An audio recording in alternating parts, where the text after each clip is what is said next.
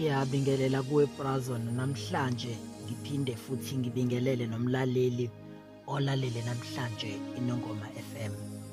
Namhlanje ngifisa ukukhuluma kakhulu ngokuzixolela.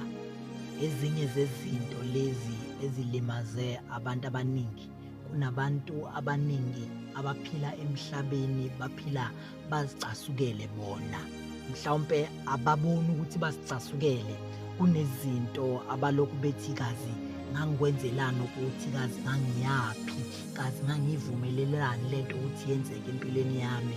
Lo muntu uphila usicasukele uphila kwanaye uyazizonda and ukuzizonda kwakhe akaboni ukuthi kunezinto eziningi ayivulelayo ukuthi zenzeke empilweni yakhe and uthola naye esegive up kuye ngoba ngalesikhathi uhluleka ukuzixolela wena.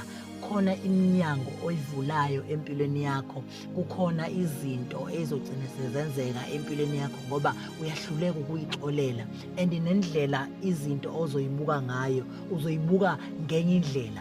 Nawe ngendlela ozibuka ngayo uzozibona shuthi uyilo muntu oyisahluleki kakhulu. Ngicela ukukutshela ukuthi into ebalekile emhlabeni umuntu ekufanele yenze nanoma ngabe imuphi ukuthi ezixolele yena. Uma kukhona into owayenza empilweni noma uma kukhona into abantu abayenza kuwe before uqale udedela abantu bexolise kuwena, qala uzixolele wena ngokuthi wabavumela bengene into your life.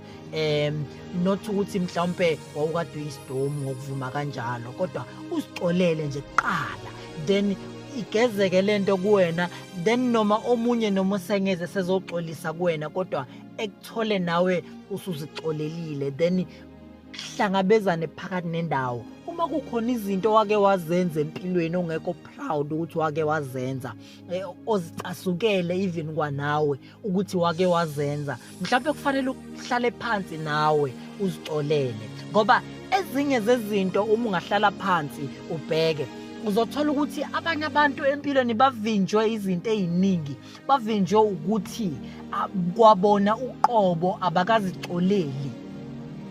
Uxolo indaba yokungazixoleli ihamba ibanga elide. Kune revenge ozoyikhokha kuwe. Kunezinto ozozenza ngenxa ukuthi ucasukela wena.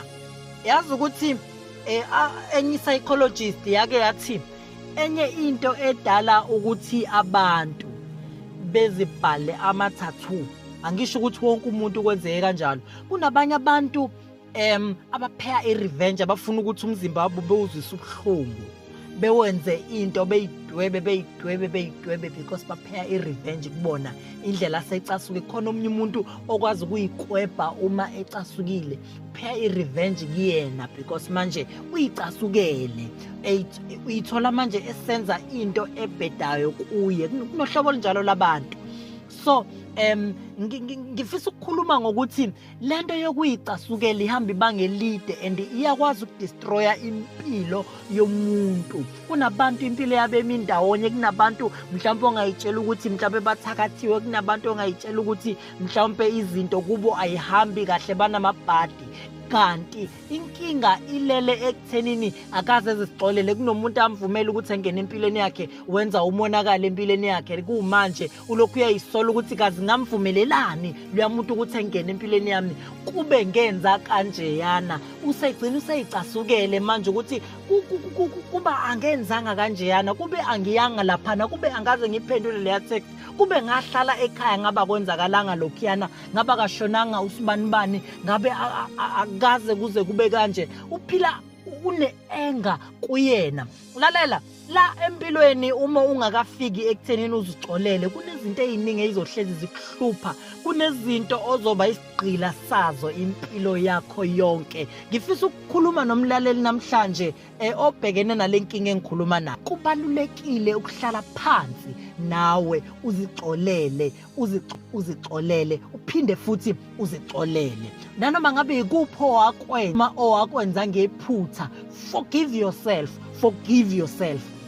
Umlaleli nosuku oluhle kakhulu nakusasa siyophinde sihlangane ngesikhathi esifana. Ungakhohlwa, zixolele.